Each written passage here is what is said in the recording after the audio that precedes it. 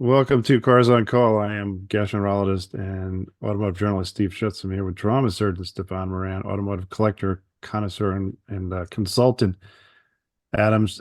Happy New Year, guys. We're excited to be here. And before we get into that, we got a lot to talk about today, but I'm going to emphasize two things. We have a trauma surgeon who talks about automotive safety from the trauma surgeon from the front line point of view, which is unique. And we have a guy who's owned over 100 collector cars and knows so much about collector cars. In fact, your discussion a couple of weeks ago about Jaguar was a tour de force. So thanks for That was that. my trauma segment, Yeah, it was awesome. So, sadly.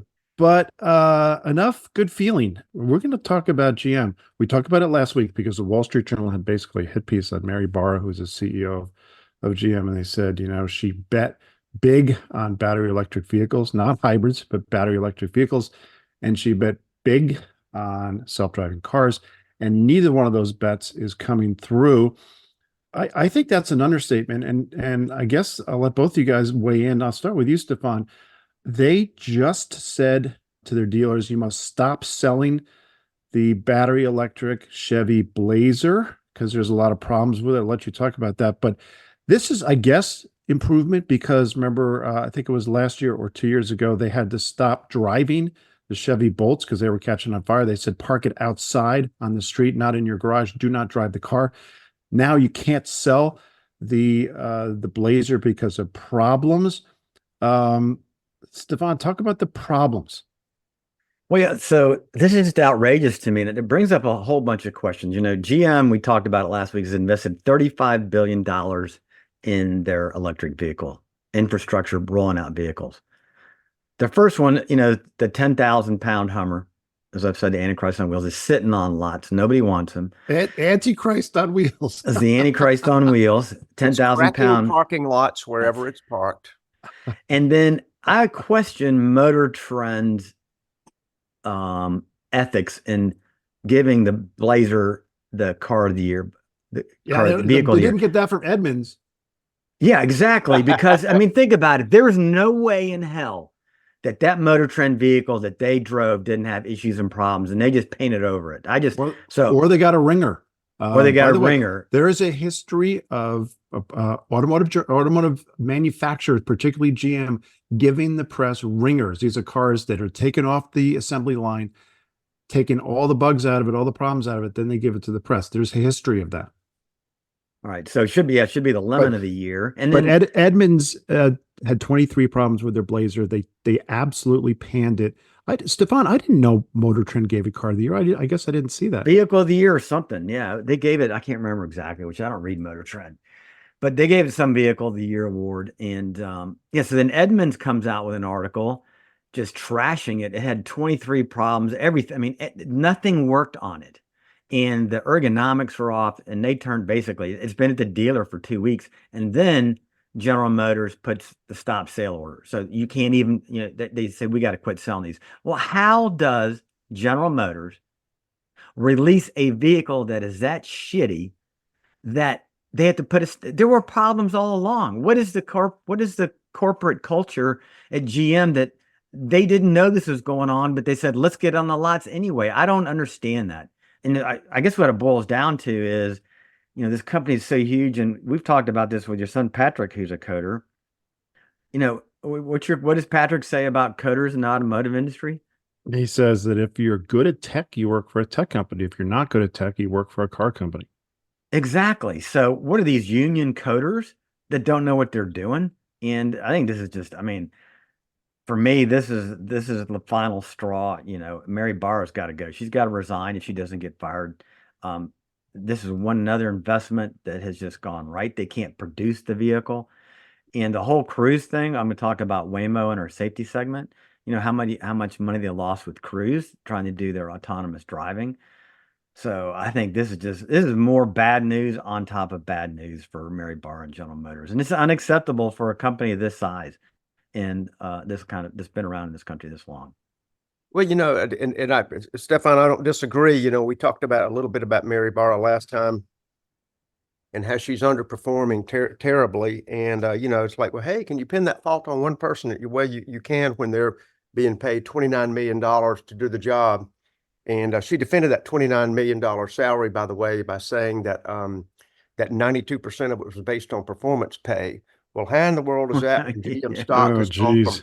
oh yeah, like what is it, negative performance pay? Is that what it's about?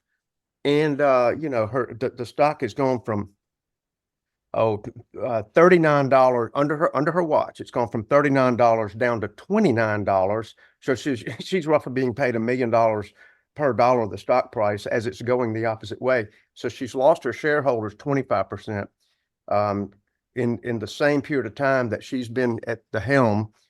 Her pay increase has gone up 34% in the last 4 years, not the whole time she's been there. The last 4 years, it's gone up 34%. However, she has only given her workers 20% raise. And you wonder, is this, and Stephan, you ask a very good question. Is it the union folks who may be adept at coding? Is that who's writing the code? Did she give them that job as to, you know, is that part of the union demand to placate the workers to say, hey, well, you can do the design? Well, what people may or may not realize, what a short-lived, terrible kind of woke reasoning, because if you're a good coder and you're doing a good job, then the company and your job are secured. If you're a bad coder doing a bad job, you get to face a recall at best. I'm not sure who's doing the coding. I don't know if it's union or not. It doesn't matter. Whoever they are, they're not good, and that's the bottom line. Let me point out a few facts. I also believe that she needs to go. I think she needs to resign. I don't think she should be here at the end of the first quarter of 2024 of this year. Greater than 50% of Buick dealers took a buyout, and that is GM said to them, Buick's going all electric, and we want you to go with us. And greater than half of all the Buick dealers in this country took the buyout and walked away from their brand. They were going to walk away from the Buick franchise. That is a vote of no confidence. Mary Barra had a strategy, which was go all in and leapfrog the competition in battery electric vehicles and self-driving cars. It did not work because the strategy didn't work and the execution has been terrible. A leader, think Steve Jobs and the iPhone, it's supposed to take your customer by the hand and walk that customer into the future. You don't walk away from the customer or leave them in the dust because you're way ahead of them. That's what she has done. In 2005, there's a master course on how to run a car company. It's on YouTube. Carlos Ghosn, in his prime, is as good as they got. He talked to the Stanford Business School, and he said to run an automotive company, and he said, any company, he said it's 10% strategy and 90% execution. And then he paused and he said, no, it's 2% strategy, 98% execution. By those measures, by the stock market price, by any measure you can look at, Mary Barra has completely failed strategy and execution. I think she has to go. And she's going to get rid of CarPlay and Android compatibility in all GM vehicles. I mean, how stupid is that? Is there any justification for that at all? I mean, well, because they want to bring the money, that Yeah. subscription, and it's a money grab. You know, everyone's trying to find a money grab in subscription services, and that's one way to do it. But just as we're coming to it's some crazy. version of uniformity within the Android and the CarPlay, like, you know, now people can get into a rental car, or you can go cross shop cars. I mean, we expect for the horn button to be in the middle and for the blinkers to be on the left and for the brake pedal to be approximated in the middle. You can't just go rewriting the rules of ergonomics because you feel like it. I mean, that is a terrible move. Yeah. Let's leave it there. I agree. Yep. That's well said, Adams. Let's move on. And Stephan, you made a really good point, and that is that, okay, GM's doing this wrong, and Tesla's doing it wrong to some extent too, with their self-driving beta testing. You found some evidence of a company that's doing right, and that's your safety segment. Talk about that. Right. So, you know, I beat on Tesla a lot because the software they release on autonomous driving is basically being beta software where the consumer is testing it. That works fine on your iPhone and your computer, but you can't have that in vehicle. And the one company that's done it completely right, Cruise and GM failed, but is Waymo. And Waymo was formerly known as the Google Self-Driving Car Project. It's a subsidiary of Alphabet Incorporated, which is the parent company of Google. So, you know, this is like if Apple were to take this on, Google taking this on. And think about this. Between 2009 and 2015, Google spent $1.1 billion on the project. By comparison, when General Motors bought Cruise, it was just over $500 million. Uber spent $680 million on auto, and those aren't going well. So Waymo got it right from the start.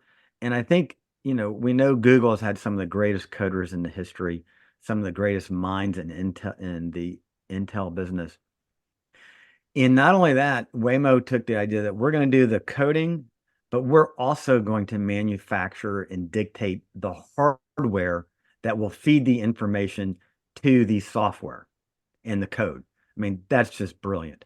So that includes their sensors, radar, LiDAR.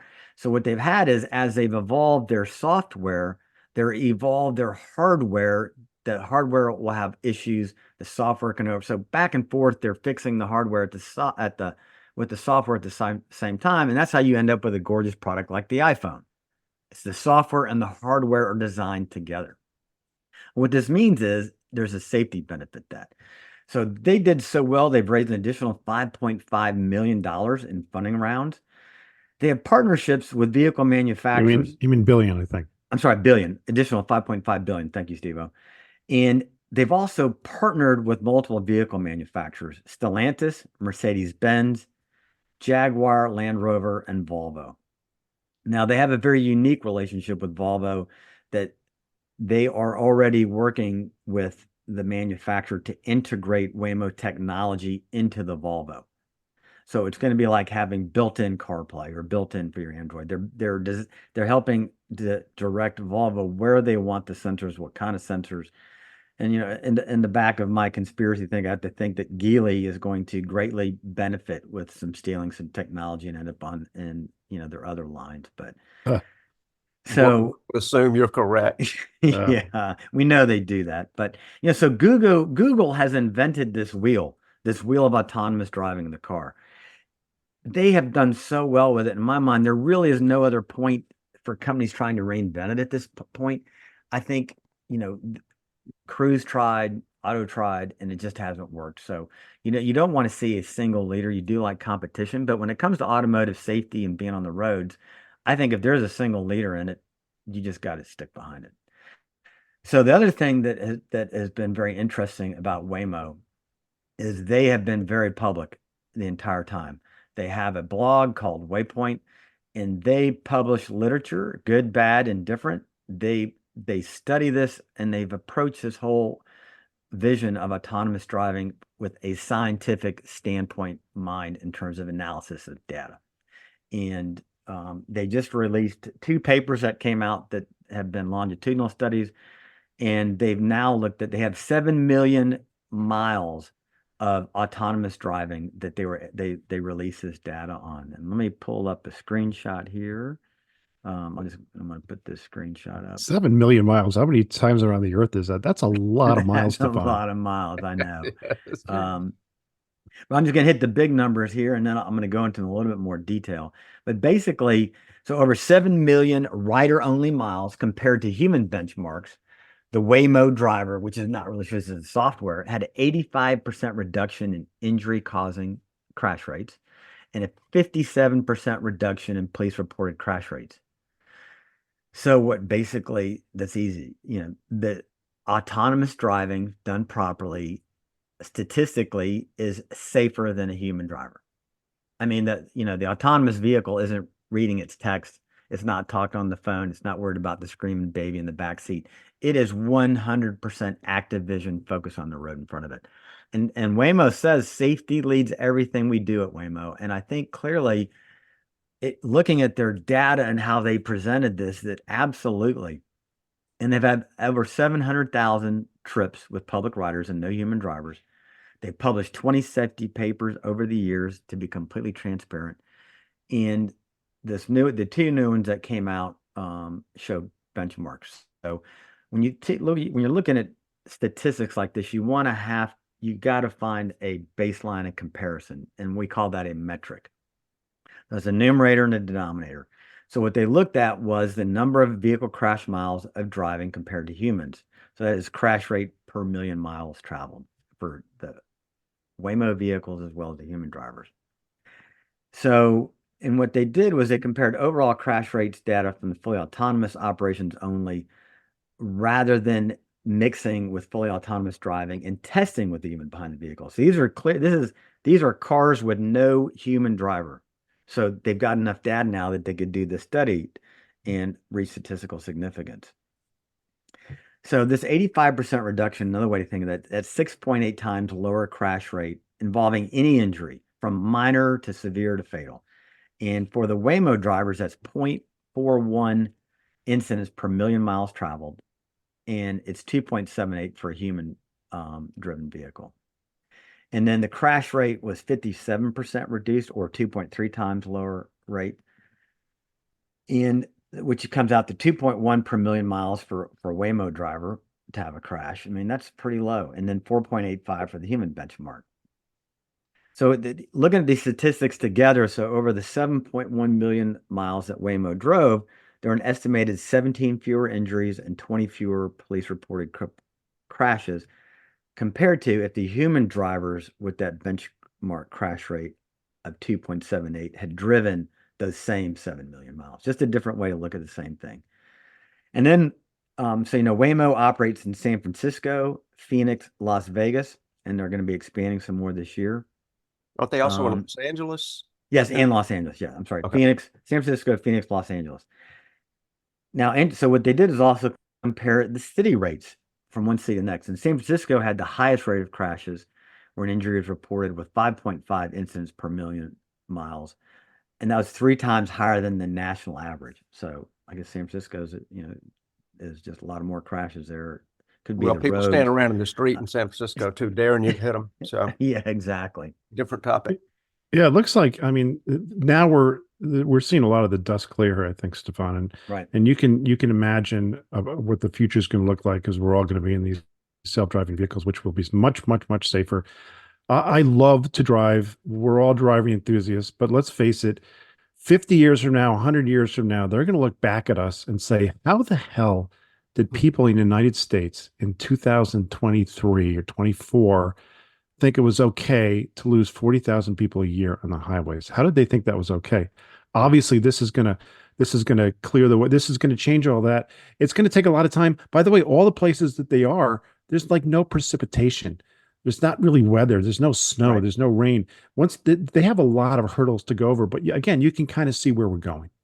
But think about it. What Waymo did was they strategically picked some cities that were friendly to the concept and the idea, and they're slowly expanding it as they have the data to prove it. They didn't unleash a bunch of Teslas across the entire country in all weather conditions, all road conditions, autonomous driving. No, they're doing this from a very scientific approach. And the other thing and if you really, this data there's bias in this data. You think about it, how often you get a little fender bender, you don't report that. Okay. You slam somebody at 5 miles an hour and say, hey, I'll tell you what, let's exchange car. I'm going to pay for this. I'm not supporting this insurance company. I don't want it to go up on there. So, but 100% of the Waymo crashes were reported. So the data is even better. It is. Yeah. Yeah. If you were to add bias to it, the data would change, but it would be even better than it is. Yeah, it would be more in favor. And Steph, I think one of the things that was in that study, which was very interesting, you sent us, is that Waymo reported the minor incident, but also if Waymo hit some debris in the road, they consider that a strike, where if you did that in your car, you wouldn't even think about it. If it didn't flatten a tire or break something on your car, you would just keep driving. Right. But Waymo reported it. So yeah, the numbers would be better. And I think it's interesting to note, Steve said, how many trips around the earth is that? And it's 280 times around the earth. And in stark contrast, looking at these numbers at how safe it is with all this electronics and autonomy, going back to our initial story about the Blazer, that there was a stop sale. One of the reported incidents by Edmunds was that the vehicle locator identified that the car was in the middle of the Pacific Ocean. Oh, So geez. GM can't get that right, and look what Waymo is doing. It seems like possibly they should be one of the companies using their technology. And Yeah, I just let me just real quick before I go back. I talked about the bias. Only 21% of Waymo reported crashes would have resulted in a filed police report. Wow. Yeah. So There you go. Yeah. there you go. And well, but we've got to move on, but I'll Yep. just say quickly, when Waymo started, it was Google self-driving, and it was probably 15 years ago, Stefan, roughly. yeah, I think so. I can't remember the first time that they rolled out. When it was, I remember Jack Roush made the cars. When Yes. this started, and I think this is interesting just for like life. When it started, I thought, why are they doing this? They're spending billions of dollars. Google is spending billions of dollars, and this is something that's not going to pay off for 50 years. And maybe it'll be 40, but this is a long, long horizon to make money off of it. And on the All In podcast, which I listen to, I know you guys listen to it sometimes too. Chamath Palihapitiya said something that blew my mind. He Say that. said, Say that Yeah. again. Chamath Palihapitiya. He said, and this is like, think about this. He said, Google is the most successful company in the history of capitalism. And he said, starting around 20 years ago, they had to dump cash because they couldn't have this much profit. So they just started dumping cash, free food for employees, paying employees to do nothing. And Waymo is another example because they were inviting regulation because they made so much money. Now their profit margin is kind of moderated. But this came out of that trying to just dump cash. And here they are. They're going to dominate this whole world of the automotive world, or a whole part of the automotive world. It's probably going to be 40, 50 years, but they're going to be at the forefront. Think about it. Google probably has the largest repertoire of data in the world that they can mine. And think about all the data that they're going to get from these vehicles. But I really just, I'll close with Waymo. The transparency of how they have approached this demonstrates how it should be done. This is how to do this the right way. And hats off to Waymo. I think it's wonderful. And they're going to change. They're going to make autonomous driving safe for everybody. And it already is safer. So. Yeah. Amen. Thank you, Stefan. You'll make it way more better. Way more better. Thank you, Adams. We're going to do a quick car spotting, and then we're going to move on. But this, I saw this in a parking lot next to my office. Actually, it's a 1985 Pontiac Firebird. There is no more Pontiac, but this was really an era of strength for General Motors. They sold tons of these Pontiacs. It was the twin of the Chevy Camaro. These were very popular back then. But the graphics on the side are so 80s. You can imagine a guy with his collar turned up on his Izod shirt getting out of this, or you can see a girl with her hair like up, poofed up. This was the 80s, and scroll down to the second. I took a picture of the side of the graphics, and I think there's another picture. Yeah, I got it. Let me find it. But anyway, this was not a good car, Adams. You know this, not a good car, but this captures the era. This was so 1980s, and all of the, MTV and the MTV world, and the big 80s. That was this car. And there it is. There you go with the little Adams. This is not a future collector car, is it? Whether actually is one in the lineup, that is. But you look at, I love that little reverse heartbeat symbol. I guess they wanted it's to got this heartbeat. It's a white car with pink stripe down the side. It's got some squigglies in the middle. But you're right. This just screams 80s. I was never a fan of. I didn't like this body style in the Firebird. The rear end never worked with me with the way they had the hatch into the rear of the car. It just the proportions just didn't look right to me. Is this the Knight Rider era? That's a Yes. show I tried to avoid. Yeah. So Yes. this is the kit, the KITT car. So from the front, it'll have those mostly hidden headlights. I guess the parking lights sort of had part of the front visual, and then the lights popped up. And Steve, you're right. It was like a post. There you go. Oh, wow. Although that's the collectible version right there. I had to pick that out of the lineup. Folks, what we're looking at here is the 1989 only Pontiac Firebird 20th anniversary turbo Trans Am. And this has the V6 from the Buick GN and GNX. Oh, Ah, Severely underrated at 250 horsepower because they didn't want to upset their buddies over at Chevrolet with the Corvette.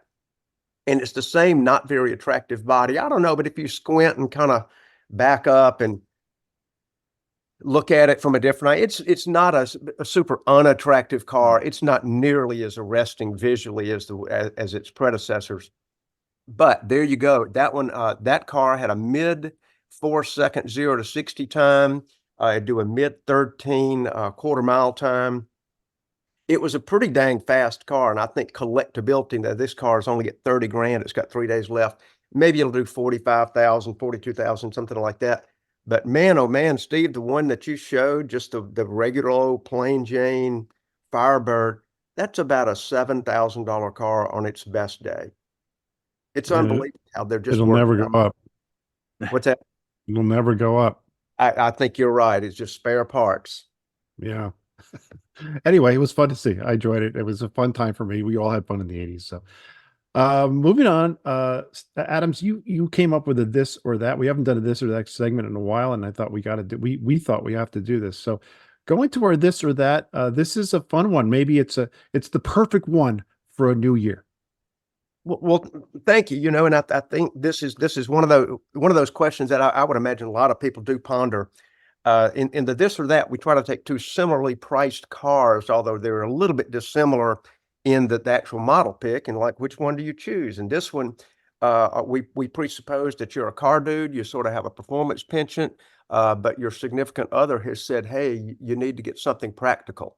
You need to haul kids occasionally from school or to practice. You need to maybe take a client somewhere. We're going to take a family vacation somewhere.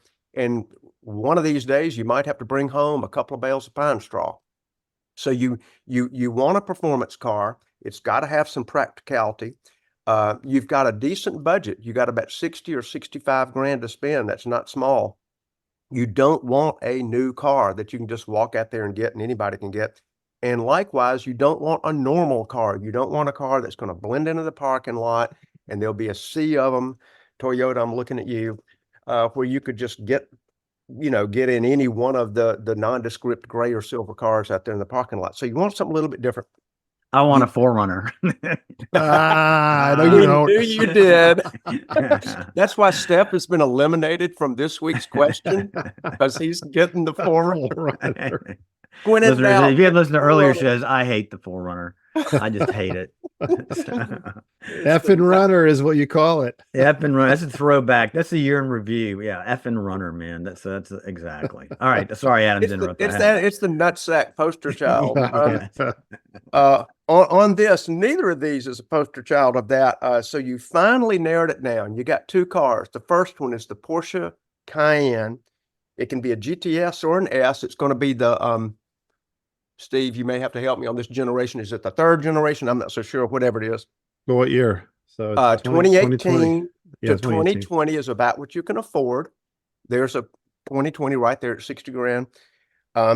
You like its size, you like the badge on the front, you like its shape, you like its performance, you like that they are considered reliable cars. You've got 450 horse out of a twin turbo V6. It's a very quick car, and Porsche knows how to use every horsepower they advertise. And the other option for you is the Cadillac CTS-V wagon.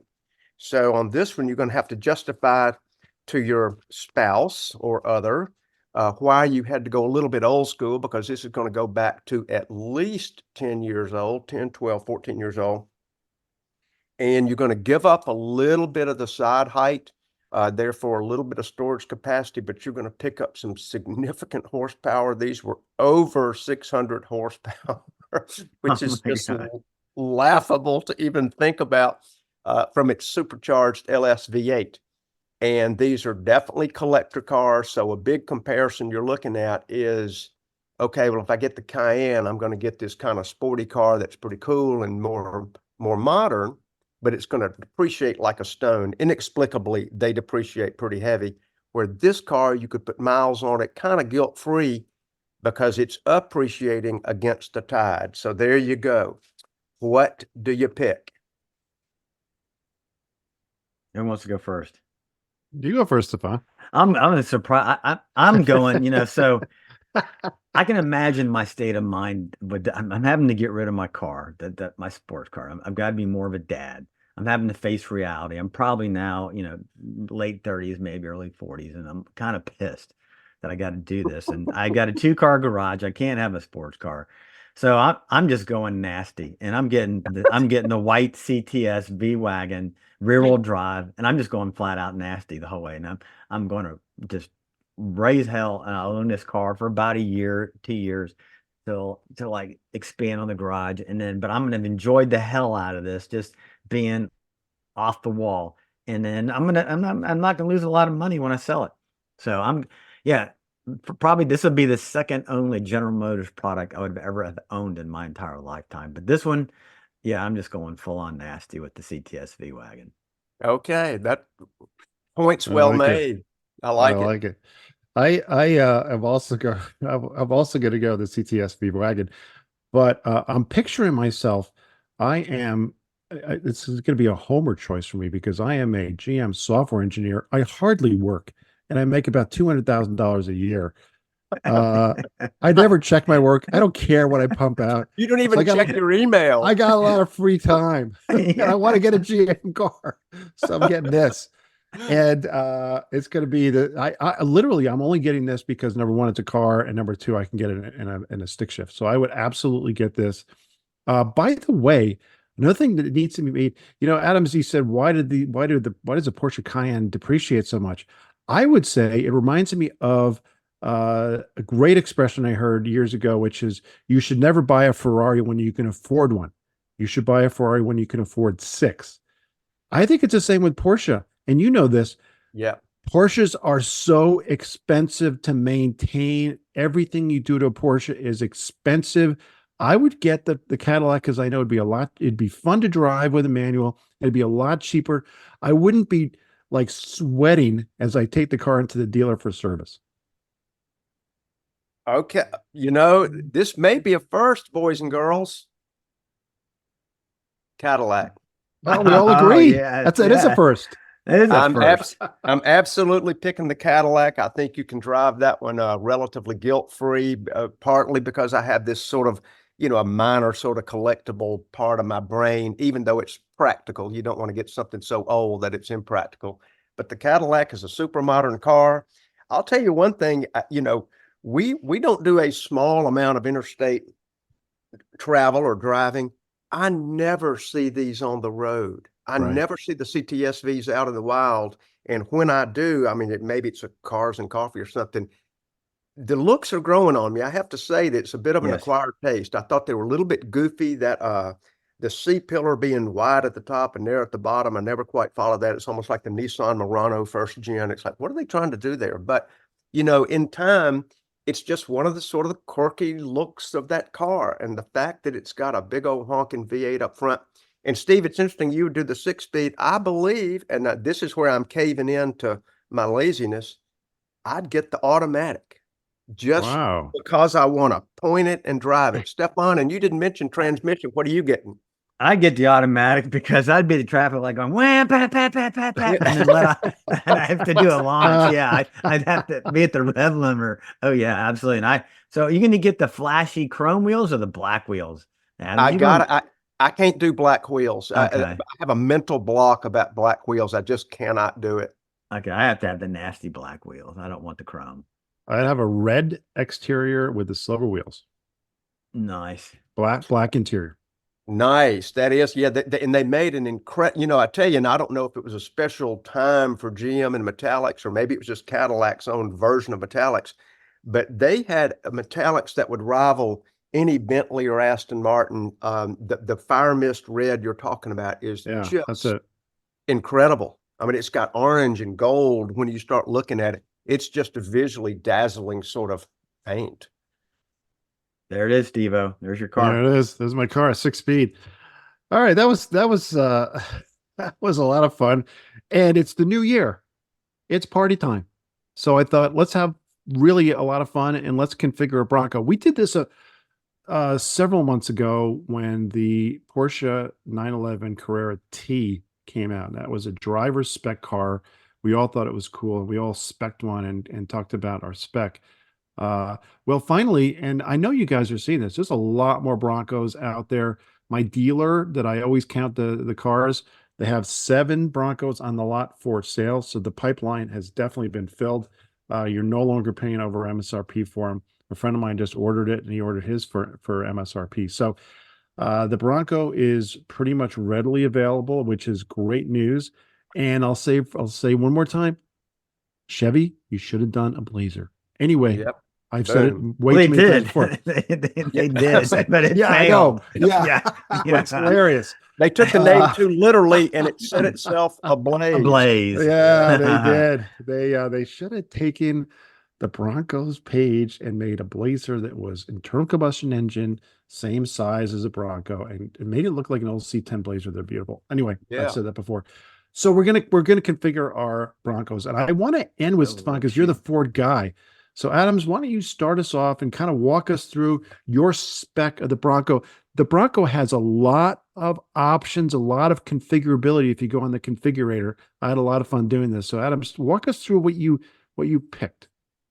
Well, it would have been a very easy pick for me to do the Raptor. And in fact, I started with the Raptor and I thought, man, oh man, I'm going to high horse. I'm getting everything you can get on it. And by the time I got to the bottom of my build, I'd spent 93 grand on a Bronco. Exact same here. I was like, I did the same thing, Adams. I couldn't do it. You cannot get a Raptor for MSRP. Oh, Yeah. and so it would even be more. I mean, and I didn't, fortunately, there wasn't a whole lot you could put on a Raptor because a lot of the stuff was included. But, you can sort of dial it up just slightly, use some deviations. But honestly, when I came back to earth and I thought, okay, well, if I was really spending my money, would I do that? And I know that that's not really the part of the parameters. We're just supposed to be picking kind of an ultimate build. I came back to earth and thought if I was going to live with one, I'd pick the Outer Banks version right there. And, I looked at the heritage versions. I kind of went up and down the scale there, and I didn't add a whole lot of options to this. Probably the thing I deliberated on the most was the color. And we talked last week about our toys we got at Christmas that were car related that helped us. So if viewers can see this, this is the last model I built, and that's as close to the color as I chose that. I think it's called Azure. Yeah, Azure gray metallic tricoat. Hey, wait a second. Show your model again. I think that's so cool. You sent us a picture, but show the viewers. Here's I'm going to make sure parts don't fall off of it as I lift it up. And there's the little V8 that's not as detailed as it should be. And I know Stephan's already mad that it doesn't have the Weber H-stack on it, but there you go. But that's my little Bronco. And the hardtop, just as in true Ford fashion, falls off. That's what they do on the factory one. but see, that's how that does. And that is a sprayed on color. And when I saw this color, which I think is new for 23, I thought, well, that's just fabulous. And even though I like black interiors, that was a little bit boring. So this comes with the two-tone brown. I forget what they call it, like coffee black or something kind of cool. Yeah, that's nice. And it does have the EcoBoost V6. And that was almost it for me. I chose a slide out tailgate just because I thought that was a neat feature. And I think it would come in handy if you're ever trying to either get up on the roof or you're trying to slide some cargo out. I thought that was a nice option. I'd like to see that actually work. I don't know how those honestly do what they do. And that was one of my 2 wheels to pick. And that one had the most showing aluminum. And that was it. That's my car. And I think I don't remember what the sticker was. It was under 60 grand, whatever, at 58, 56, something like that. And I thought that's approachable. Yep, 61. Excuse me. Yeah.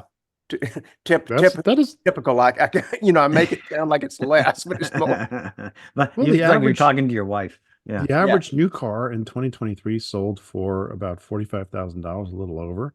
So this is very approachable, 60 grand, especially for a desirable vehicle like this. And I had to have a 4-door. I'm curious to see what the heck is that? That's that tail. You ordered the tailgate. That's table. it? Yes. Man, that thing's tiny. Okay, I thought it was bigger than that. Okay. Maybe I'll save my money on that one, but Well, wait a minute. No, that wasn't it. Oh, here it is. Here's the slide out tailgate. Oh, there it is. That's okay, not yeah, what you- that's nearly twice as big, and It's so- still thoroughly sad. unusable. That is sad.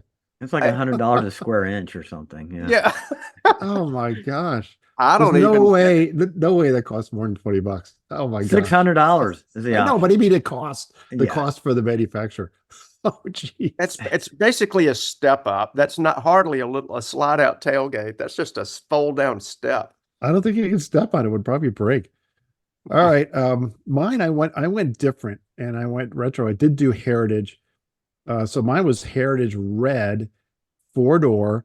And I grew up on Long Island and we had a place right on the water. And you would see routinely fishermen would drive their truck onto the beach and they would fish. And this was what they looked like. It didn't matter if it was a Chevy Blazer or a Ford Bronco or an International Scout. You had white wheels and then turning around a white grill. And then you had like these, I still remember they put like these tubes on the front and you'd put your fishing rods into the Oh, tubes. yeah. And I thought the look was so cool. So I got the Heritage, which is a very 70s look, white grill, white wheels, white roof, red exterior to kind of, and I really went retro on that. I actually chose inline four because I wanted the manual, it's a 7-speed manual. I got that. I did get the Sasquatch package with the big wheels and the tires. I got a black interior with cloth seats, kind of boring, but that's what I wanted. Steve, is that the only way you can get the manual? You have to get the Yeah. 4-cylinder to get the Yes. manual? How about that? I did not know you're that. not allowed. You can't do it that way. You know what's interesting? I didn't realize this. You know, you learn things from the configurator. You cannot get remote start of your engine with a manual transmission. I guess because if you leave it in gear, maybe it's Yeah. gonna, whatever, which is interesting. So, and I'm going for it, guys. I'm spending $429 for the rear tent because yes, I will be camping. That's $7,000 less than Porsche's. Let me find that tent. And if It's you a get bargain. the tent, Oh, you got can the add you can add a changing room / shower shower. for $319. Hells yeah, I'm doing that. So the total is $51,000. All right, man. There you I go. like it. Oh, there. I can't make it big. Here's the tent. See it? Well, Ford doesn't make it big either. So that's probably about as big as the slide out tailgate in real life. You know what that Steve-O tent got the reminds slide me out. of? He got the tailgate tail over $310. He got it. I was a kid and I didn't know anything because we were kids. And this was the 70s and I was in a boat. I don't know. One of my friends' father owned this boat. And I remember on the bathroom, there was a sign that said, save water, shower with a friend. And I didn't get it because I was 8 or something. Now I think it's pretty funny. So I guess I put a sign like that on my shower. All right. I wanted the best one is going to be Stephan. So Stephan, go for it. You're the Ford guy. Blow us away. Oh, I mean, actually, I went nostalgic just like you did. I went with the Heritage, and I went with what they call Robin's Egg Blue. That's Gulf Blue. Well, that's what I would call it, Gulf Yeah. Blue. He'll be And- adding orange stripes to that when he gets it. Yeah. Right. And I got the white top, the white hard top, and the white wheels. And I went for the V6 EcoBoost engine with the automatic transmission because I will likely be towing something. And towing with a manual is not a pleasurable experience at all. Unless I you wanted- want clutch replacements. Yeah. Or you want to make it onto you want to make it on TV as your vehicle rolls into the water with your boat still attached. Right. So I went with the V6 for that. One thing I did do, I got the 4-door like you did. I got the Sasquatch package. I added the trailer tow package for $500. Got to have those old white wheels. I did get the dual top, so you get the soft top and the hard top. I didn't do any other standard interior. I did upgrade the headlights to LED, and that's from a safety standpoint. You know, the aging driver, night driving becomes an issue. and a friend of mine was looking at configuring a new Porsche for his wife, and I said, we live out in the country. I said, spend your money on headlight technology, because now, especially Porsche and Mercedes have lights that move, LEDs. They can change the light so oncoming drivers don't have any light in their eyes. The last thing you want to do is somebody coming at you 60 miles an hour in a 2-lane just blind them, right? Then they can't see. And you're like, so that is a very worthwhile safety. So I go to $795 for LED lights. And that was it. I did get the first aid kit because I flipped a Jeep in college. So it would have been nice to have had a first aid kit when I flipped my Jeep. I think it's fitting that our trauma surgeon would carry a first aid kit. And that was it. It came with the full upgrade on the audio, and mine came in right at, I came in at 58,000. You know, Steph, on the Sasquatch package, now, Steve, did you get Sasquatch or no? Oh yeah. Does that include those fender flares? Because I added them, but I didn't know. That's a great question. I think I think it does. The flares are the greatest. You have to have flares on your Bronco. You just can't have the slab side without those great flares sticking out. Yeah, but then when you go full wheeling, then you don't get the cool mud spray up the sides when you don't have flares, you know. You can add that later. So, all right. Yeah. Well, I like it. I'm a little bummed because if we go camping, you guys are going to come over and use my shower. But we're not showering with the friends. Yeah. Just showering alone, one person to a shower. And there's Okay. a camping joke which I will not tell on this show.